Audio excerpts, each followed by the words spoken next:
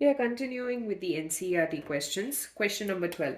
Calculate the temperature of 4.0 mole of a gas occupying 5 decimeter cube at 3.32 bar pressure. So we've been given what we've been given. We have to find out what is the value of T. Okay, we've been given 4.0 mole, that is N is 4.0 mole. Okay, we've been given volume, that's 5 decimeter cube. Okay, we've also been given the pressure, P equals to 3.32 bar, and R equals to 0.083 in, oh sorry, 0.083 bar decimeter cube Kelvin inverse mole inverse. Now it's quite obvious that okay, the units of pressure is fine, decimeter cube, that's good. Kelvin, we have to find mole inverse. Perfect. So all the units are fine. So PV equals to nRT. T will be equal to PV by R into N into R rather. So we'll have to just substitute the values. That is 3.32 bar, that's the pressure. Volume is 5 decimeter cube.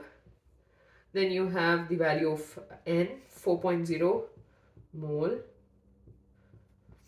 and 0.083 bar decimeter cube Kelvin inverse mole inverse. Just substituted the values in the ideal gas equation. So mole and mole inverse gets cancelled, decimeter cube, bar and bar. So all the units are gone except for Kelvin inverse, which when shifting to the numerator will become Kelvin. And when this equation is simplified, we get 50 Kelvin. We just substituted it in the ideal gas equation. Next question, question 13. Calculate the total number of electrons present in 1.4 grams of N2 gas. So first of all, this is more to do with the mole concept. I hope you remember whatever you learned in the first chapter, because mole concept is very essential, and if you do find it difficult to solve these problems, I suggest go back and just recap on whatever you learned so that it's easier to solve such questions. So the number of moles of N2, that is N of N2, is going to be mass by molar mass. So mass has been given 1.4 grams divided by mass of nitrogen is going to be 28. Now this is going to give us 0.05 as the value. So this is going to be grams per mole. So 0.05 moles. Okay, now we've gotten this. So in number of molecules of dinitrogen in 1 mole,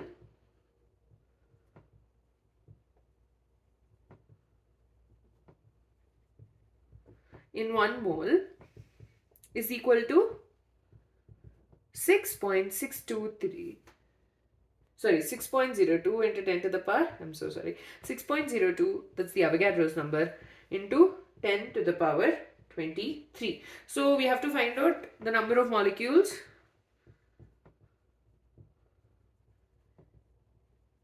in 0.05 mole of nitrogen. That's going to be 6.02 into 10 to the power 23 into 0.05. So the number of molecules are going to be 3.011 into 10 to the power 22. Okay, now in one molecule, in one molecule of N2, number of electrons is equal to number of electrons, the atomic number of nitrogen is 7. So 7 twos are 14. So number of electrons are 14. So total number of electrons will be what? This into this is going to be 3.011 into 10 to the power 22 into 14. This is equal to 4.2154 into 10 to the power 23. Basically, we've been given the fact that it's a nitrogen gas and its mass is 1.4 grams. From there, we were able to calculate the number of moles. From the number of moles, we calculated the number of molecules using the Avogadro's number, and then the number of electrons are basically 14 in one molecule. Multiplied that with the number of molecules, then you get the number of electrons. Question 14. How much time would it take to distribute one Avogadro number of wheat grains if 10 to the power 10 grains are distributed in each second? So, according to this question, 10 to the power 10 grains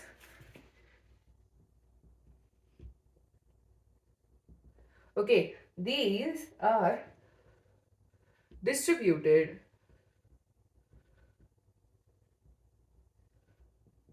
one second. Okay, and Avogadro's number is equal to 6.02 into 10 to the power 23. So we need to figure, we have to find out how much time will it take for so many grains to get distributed when we know 10 to the power 10 grains are distributed in 1 second. So Avogadro numbers will take how much time? And this is just going to be cross multiplication. So 6.022 into 10 to the power 23 grains would take how long? So that's nothing but 6.022 into 10 to the power 23 divided by 10 to the power 10 seconds. So we'll be simplifying this further for us to get the value of, basically what we're doing is we are, since this is in second, we are converting this again into years, so it's easier, right?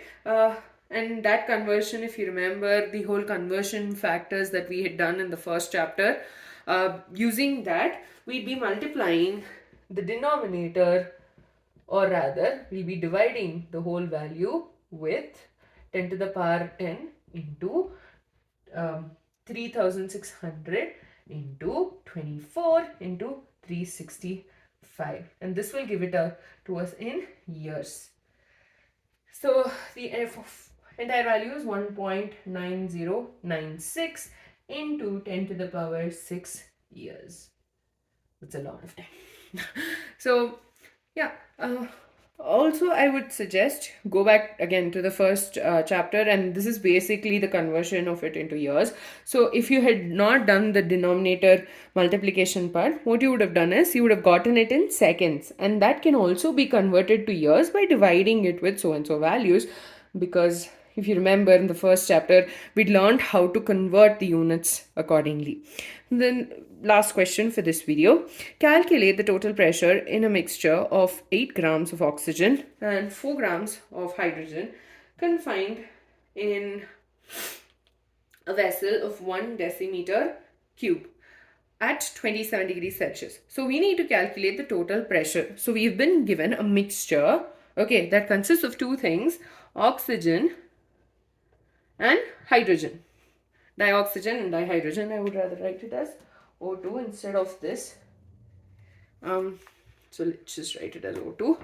Okay, so we've been given O2 and H2 are two gases, and the moment you see word mixture for this chapter especially, and you've been asked for the total pressure, then you need to remember that we're talking about the Dalton's law of partial pressures. So first of all, let's write down what's been given to us. Okay, 8 grams of O2. So the mass of O2 has been given. That's 8 grams. Okay, so what I'll do is MO2, mass of O2, 8 grams. Okay, and we've been given mass of H2, that is 4 grams. Okay, and vessel, the whole volume is going to be, I'm going to just write it as V because it's not going to be for oxygen and hydrogen separately. It's going to be the volume of the vessel. So V equals to 1 decimeter cube. Both of them have the same temperature. That's temperature equals to 27 degrees Celsius, and R has been given as 0.083 bar decimeter cube. Okay, Kelvin inverse, mole inverse. Okay, so what we've been given this, so we'll be calculating the pressure of this and this partial pressures, total this, and you'll get the pressure of the mixture. But before we do that, we need to calculate the number of moles in each case, because PV equals to nRT, right? And we don't have P, we have to calculate P. Not only that, N has not been given directly, but we've been given the individual masses. So N of O2 will be 8 grams divided by oxygen's molar mass is 32 grams per mole. That's going to give us the, or rather, I think I'm just going to leave it as it is, and you can leave it as it is and then simplify it at later point or when we are doing the calculations. And the number of moles of H2 is going to be equal to, here we've been given, you have 4 grams of H2 and 2 grams per mole. I think this we can just simplify. 2 ones are 2 twos are, so you have 2 moles. Okay, now PV equals to nRT. P will be equal to nRT by V. So P of H2 will be equal to N 2 moles, R 0.083 bar decimeter cube Kelvin inverse mole inverse, N, R and T. Temperature is in degrees Celsius. Now by this point you know this 27 degrees Celsius is 300 Kelvin. So this into 300 Kelvin whole divided by volume is 1 decimeter cube. Now this gets cancelled. Kelvin inverse Kelvin, mole inverse and mole gets cancelled, leaving us with bar alone. So pH2, that is the pressure of hydrogen gas, is going to be equal to 49.8 bar. So we've gotten the pressure of hydrogen. Similarly, we'll be calculating the pressure of oxygen. That is, this is going to be 8 mole. Okay, I'll be writing 32 on the bottom, and this into 0.083 bar decimeter cube Kelvin inverse mole inverse. And it's always better to just write the units as well, because at some point you never know, you might land up making a mistake, but the units would tell us like if there was an issue in the, I mean, it helps us figure it out. 32, because 8 by 32 into the volume, which is 1 decimeter cube. Again, let's cancel all the units. We are left with bar behind. And so the pressure of oxygen alone is going to be 6.225 bar. Now, according to Dalton's law of partial pressure, the pressure of the mixture is going to be equal to the pressure of the individual component. So PO2 plus PH2, that is equal to 6.225 plus 49.8 bar plus that, and that's equal to the total pressure is 56.025 bar. With that, we're done with these questions. We'll be continuing with the NCERT questions in the next video. Do not forget to check out the formulae which have been given in a PDF in the description below.